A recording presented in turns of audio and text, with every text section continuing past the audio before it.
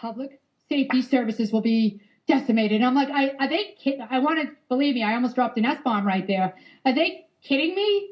Haven't Deval Patrick decimated public safety? We haven't hired a state trooper to put him through the academy since 2006. We have cops and firefighters getting laid off all over the Commonwealth. Are you serious, guy?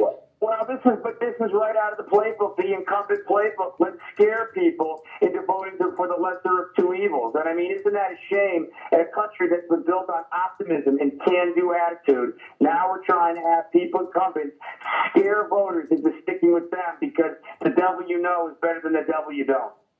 And that's what's so crazy. But John Golnik, here is the simple fact. Nikki Tsongas might be a very nice woman, but there are two things here that I have a very big problem with. A, I don't believe in inheriting a seat. Her husband was a nice guy, did a lot of good in your district. Fine. That doesn't mean that she's qualified to immediately take over a seat. That is ridiculous. We did not have, this is not Queen Elizabeth. I mean, this is ridiculous. A, and B, but what's worse is that she doesn't live there, John Golnik. This is a woman who owns a beachfront mansion in Chatham and a multi-million-dollar condo in the Charlestown Navy Yard. She doesn't even live there. How can you look? I live in East Boston. I love East Boston. I invested my money in East Boston. I pay property taxes in East Boston. And as aggravating as it is that I can't vote for you or Sean Belot, I am invested in the city, and I'll fight for the city. How can she fight for the city when she lives in a multi-million-dollar condo in Charlestown? Right. Well, you can't represent unless you listen, and she's not listening. She's not engaged, and she's not responsive. And I mean, she doesn't live there. How could she be engaged? I mean, what's she going to visit on the weekends? Is she kidding me? Right. Well, you know what, too, the funny thing is that she's doing the same thing that Governor Patrick is now. She's trying to scare seniors into voting for her by saying that John Golnik wants to cut Medicare by 75%, and then he wants to privatize Social Security. And I've said all along through this whole election, seniors will not have their benefits cut on my watch. They will not have their retirement age extended, and this is ridiculous. If you want to know who to be afraid of as a senior, look at Nikki Tsongas, who as a legislator voted that health care plan where they had 22% cut in Medicare reimbursements and $500 billion cut from the Medicare budget. The proof is in the pudding. Look at the record, not the rhetoric. If anyone has anything to be afraid of, the seniors have anyone to be afraid of, it's Nikki Tsongas. Well, and I'll tell you, John, and that's another thing, too. You know, my friends who are Moonbats always say, but you have to have compassion, Michelle. I go, compassion?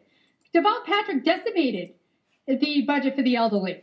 He shut down elderly community centers.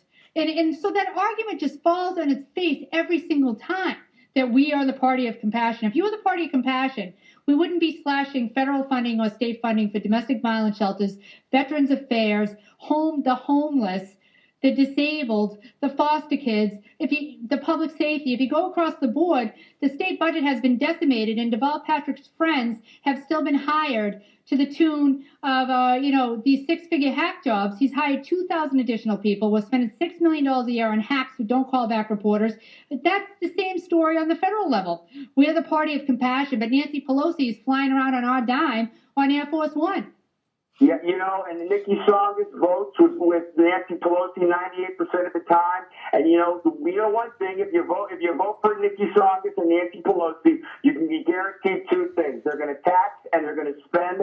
And they think that we have a revenue problem in this country now. We have a spending problem. And Representative Tsongas has had an epiphany. She's had an election year conversion that, hey, this deficit and debt is bad. When she's voted for every piece of legislation to triple the deficit and increase the debt by 55%, and now she's coming back to the working men and women of the 5th District, the people who work hard for their money. So when you walked into the firehouse, John Golnik, tonight, when you walked into the district firehouses because you're on a firehouse tour, and you tell the firefighters, she doesn't live here. Do you know that Boston firefighters have to live in Boston? Boston cops have to live in Boston. If you're the congresswoman, you don't have to live in the district. That is the most ridiculous thing I've ever heard. I'm sure that those sort of rules exist if you're going to be a firefighter in your district. I mean, do they laugh when they hear that the congresswoman doesn't even live in the district she wants to represent? She instead lives in a multi-million-dollar condo in Charlestown if she's not at her beachfront mansion in Chatham? Yeah, it's challenging. And, I think, we talk about all these things. And, we got that great endorsement last night by the Lowell Sun. I don't know many people would have thought that any time that there was a Tsongas in the race. That is pretty big news. Yeah, that was big news. We were very happy with that. And, we got I told you last week on the radio, too, we got the New England Police Benevolent Association's endorsement as well, which we were very proud of.